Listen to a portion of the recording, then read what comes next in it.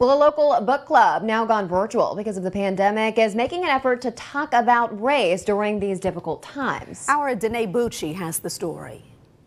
Well, some Savannah residents have taken it into their own hands to make sure their community becomes allies to their black neighbors. As many people take a turn to the virtual world, book clubs are making the transition.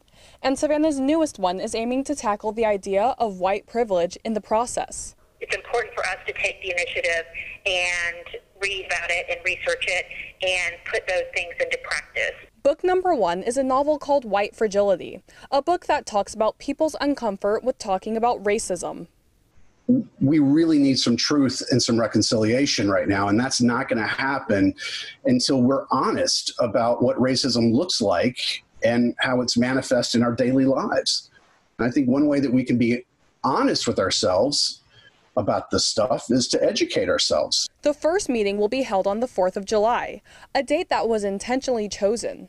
It seemed appropriate to start it on July 4th when we celebrate freedom, yet so many people in the United States continue not to be free from police brutality, or not free from racism, or not free from things that hurt them economically, not free to be able to live their lives to the fullest of what our founding fathers,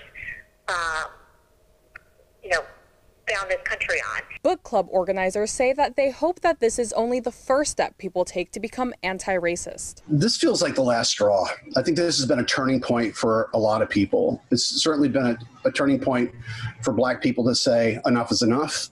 And the image of George Floyd being murdered on video, I think, has really compelled a lot of white people and other people of privilege to look at the situation and be honest about it.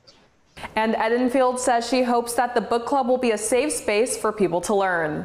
Reporting from Savannah, Danae Bucci, WJCL 22 News.